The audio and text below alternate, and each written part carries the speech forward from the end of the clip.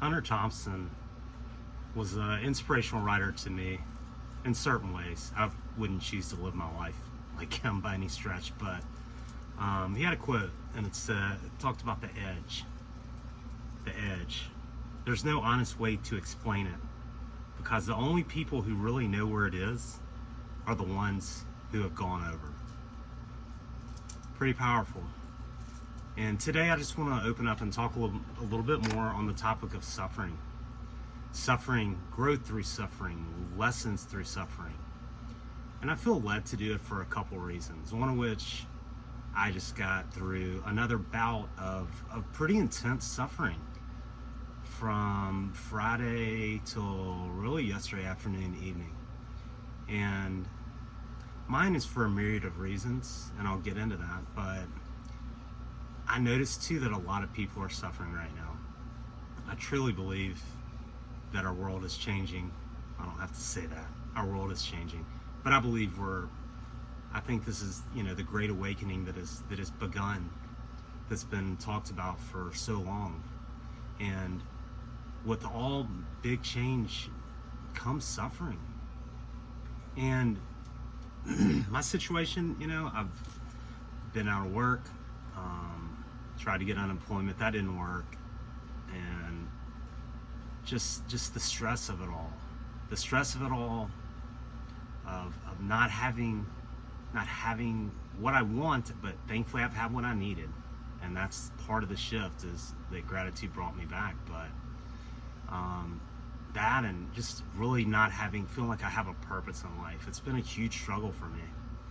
So, but I know there's a lot of people that are suffering, and some of my greatest teachers, Ram Dass, Krishna Das, and Ram Dass's guru, Neem Karoli Baba, I've learned a lot about suffering. And the Buddha even, the Buddha has 4 noble truths, and one of those is dukkha, or suffering. And what I've learned through my suffering that's on and off over the years is that it's an absolute prerequisite to going within, to getting to know yourself, to getting free, to liberation, to enlightenment, to whatever you want to put a label on it. But we can't get there without suffering. And we fight it. And it's natural to fight it. I think a couple of things that mess me and most people up are our attachments. We're attached to things. We're attached to people. And we suffer when things are lost or people are lost. And attachments also block us from source. They block us from going to God, from that enlightened state. But suffering is an absolute prerequisite. And I know that so many people are suffering right now. There's a lot of other people that have a lot of unknowns. People have lost their business, their jobs, lost loved ones. I know some people that have been going through some grief, lost some really close friends recently. It's a tough time for everybody. But much like when, I think that we have to be broken down in a way. Kind of talking about that quote from Hunter Thompson, like the edge. We're going to have to get drugged to that edge. And when we fight it, we're prolonging our suffering. And think about it like a seed. You plant a seed in the ground. You want something to grow. What has to happen to that seed? It has to be smashed.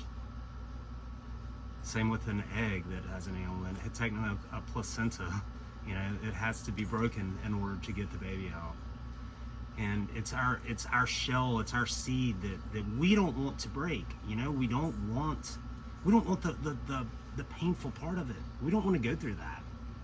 But I'm just learning that that's the only possible way to make it.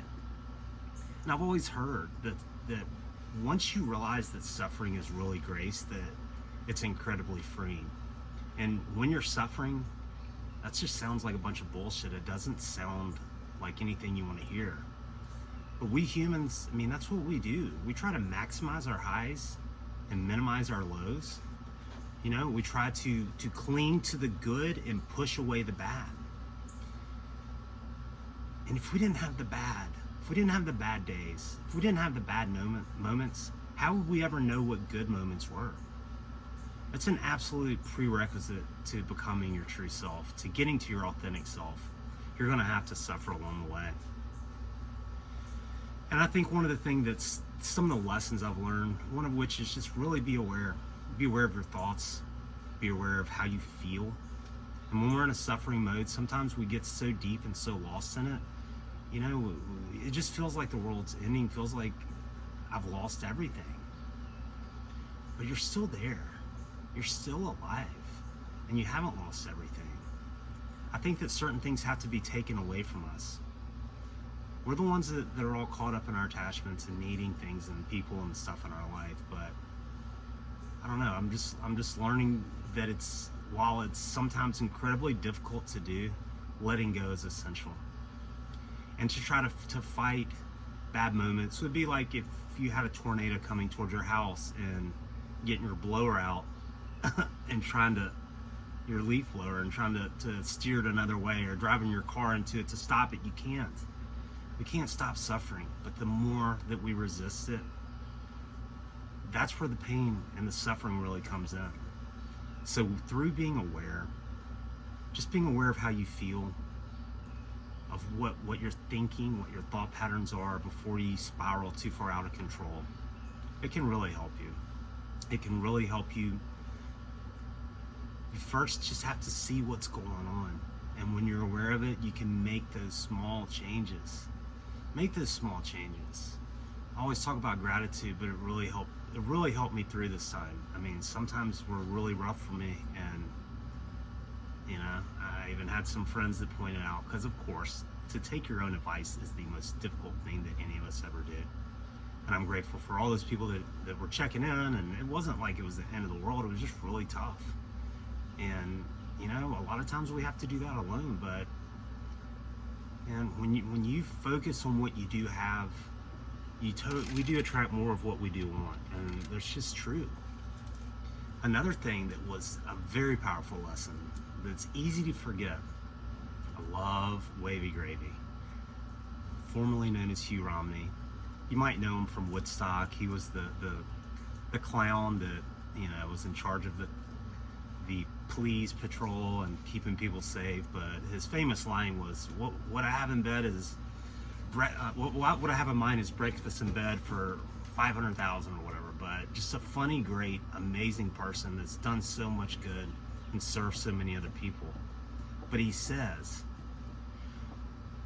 when life is really hard, when the knit is slamming into the grit and you're sinking, and you reach down and help someone who's sinking even worse than you are,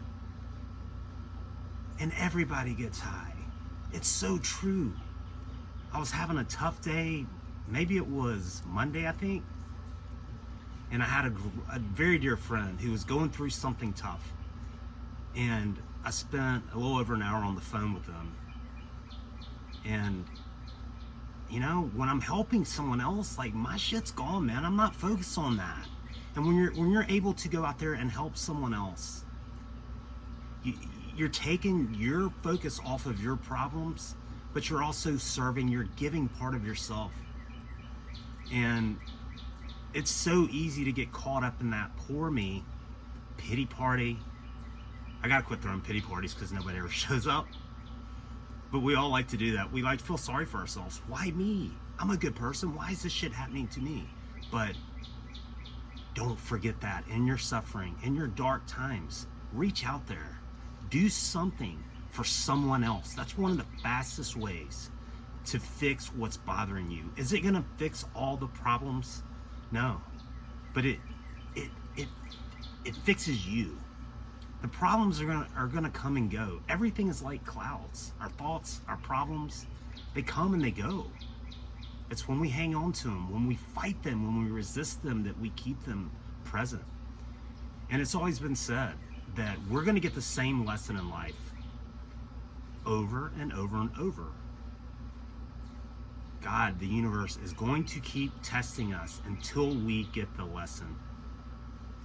Life is about learning and growing. We're here to take the curriculum.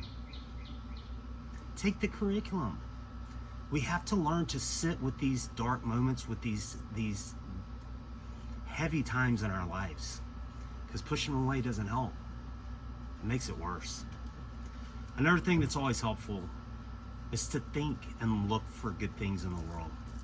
One thing that definitely helped me, I did take a break from social media, and I realized over about a 3 or 4 day period that I was away, just how much more peace I had.